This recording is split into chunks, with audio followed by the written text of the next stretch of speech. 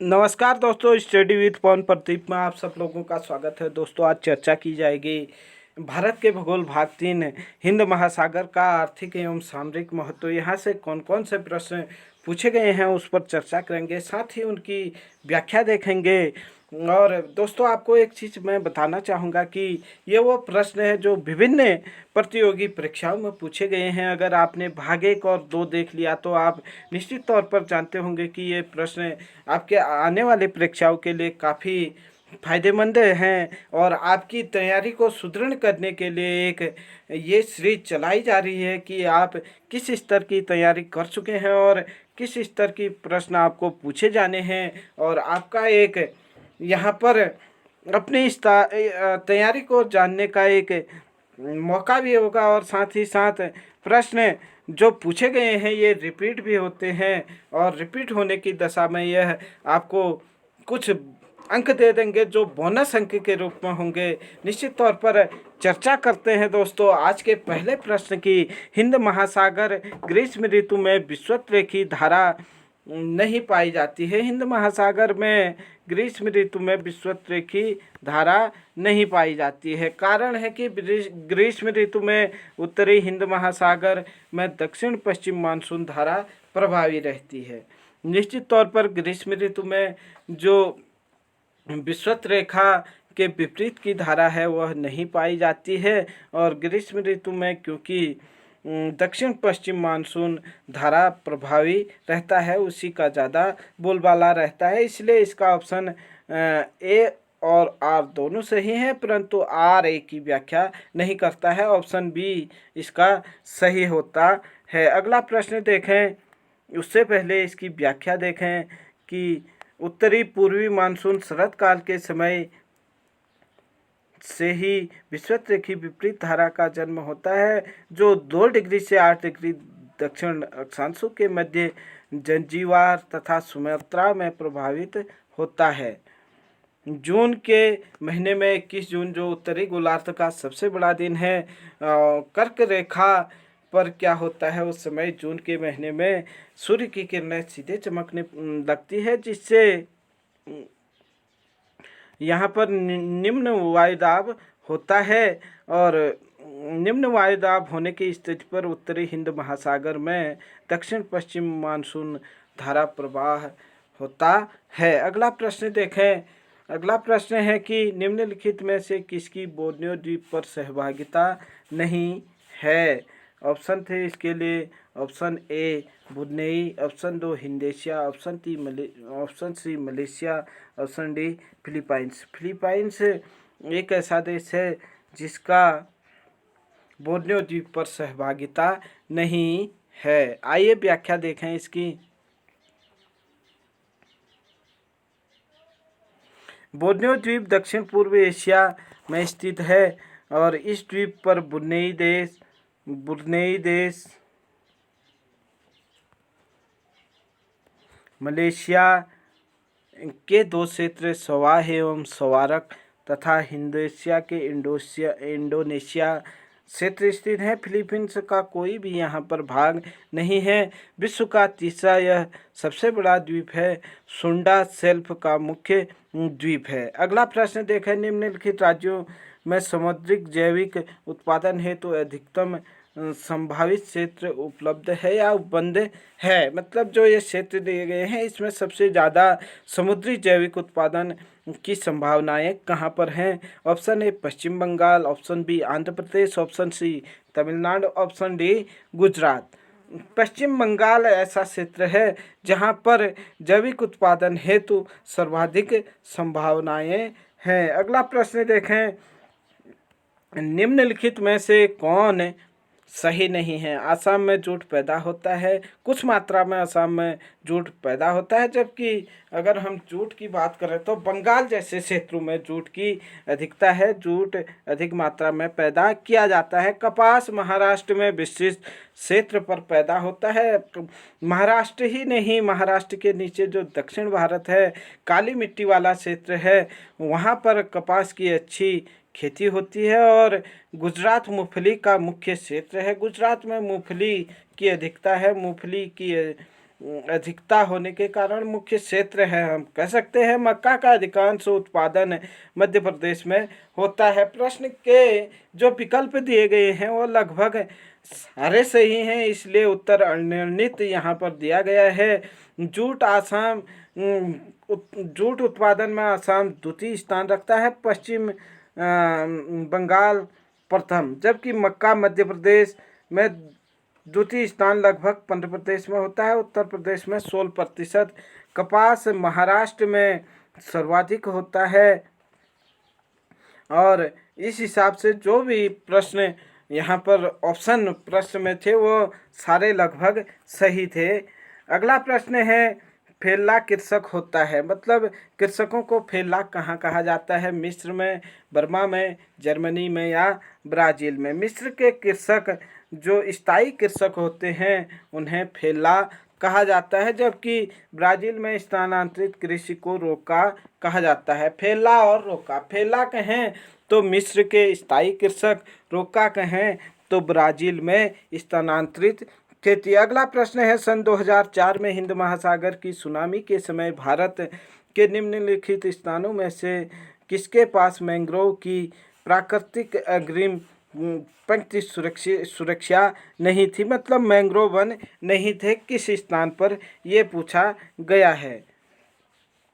Mangrove जो है एक वनों का प्रकार है, यह कहाँ पर नहीं थे? प्रश्न में ऑप्शन जो दिए गए हैं तमिलनाडु में नागपट्टिनम, उड़ीसा के भितरकनिका, तमिलनाडु के पिछावरम, तमिलनाडु के ही मुथुपेट। ऑप्शन ए इसका सही आंसर था कि तमिलनाडु में जो नागपट्टिनम है वहाँ पर जो प्राकृतिक या नहीं पेड़ थे, वनस्पतियाँ थी, वो सुरक्षा यहाँ पर नहीं थी। कहाँ पर? तमिलनाडु के नागपट्टिनम में। आइए चर्चा करते हैं इसकी व्याख्या पर। किसी अकेले देश या सरकार के लिए सुनामी जैसे आपदा से निपटना संभव नहीं है। 26 दिसंबर 2004 को सुनामी आने के बाद भारत के लिए खतरे कम करने का उपाय पर काम शुरू किया गया। सुनामी की चेतावनी के जारी करने के लिए Indian Oceanian tsunami warning mitigation system IOTWS विकसित किया गया। इसके बाद अगला प्रश्न है निम्नलिखित में से किस महासागर में डियोगो गार्सिया नाम का द्वीप है? डियोगो गार्सिया द्वीप इंडियन महासागर या नहीं हिंद महासागर में है, जिसकी खोज 1500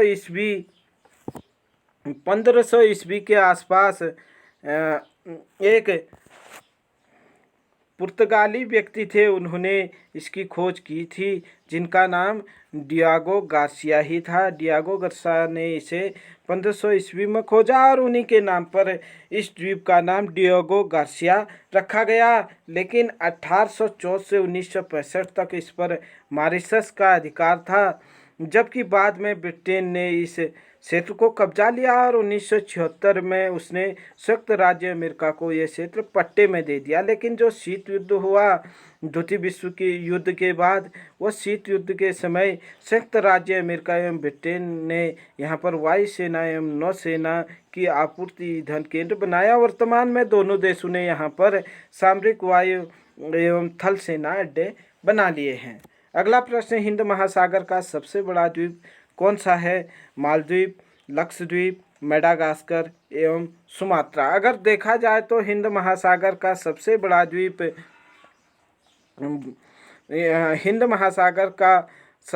द्वीप बोर्नियो द्वीप क्षेत्रफल में सबसे बड़ा है, लेकिन ऑप्शन में बोर्नियो द्वीप दिया नहीं गया है। ऑप्शन में जो ऑप्शन दिए गए हैं इसमें सबसे बड़ा द्वीप मेडागास्कर है, इसलिए हम कह सकते हैं कि यहाँ पर जो द्वीप हैं इसमें मेडागास्कर सबसे बड़ा द्वीप है। व्याख्या आप देख सकते हैं कि हिंद महासागर का सबसे बड़ा द्वीप मेडागास्कर है, जिसका क्षेत्रफल 590 वर्ग किमी है, जबकि सुमात्रा का क्षेत्रफल 473.6 किमी है। लक्षद्वीप का क्षेत्रफल 32 वर्ग किमी है। हिंद महासागर में बोर्नियो का क्षेत्रफल सबसे अधिक है, ये जरूर याद रखें।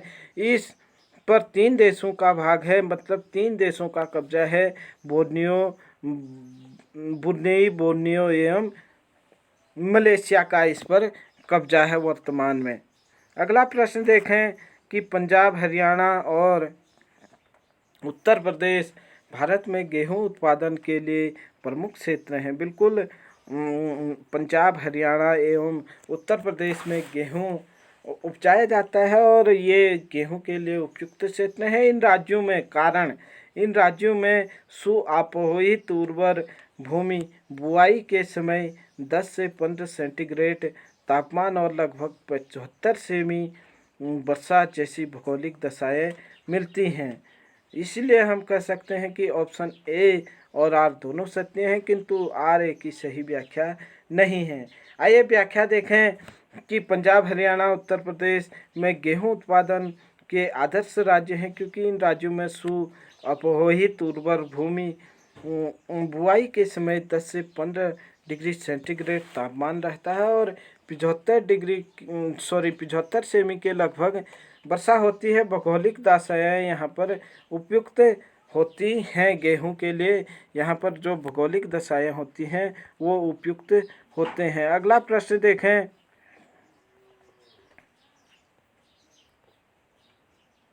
हिंद महासागर में 0 डिग्री से 10 डिग्री नॉर्थ और 0 डिग्री से 10 डिग्री साउथ, उत्तर एवं दक्षिण देशांतरी क्षेत्रों के बीच में तापमान विभिन्नता लगभग कितनी रहती है?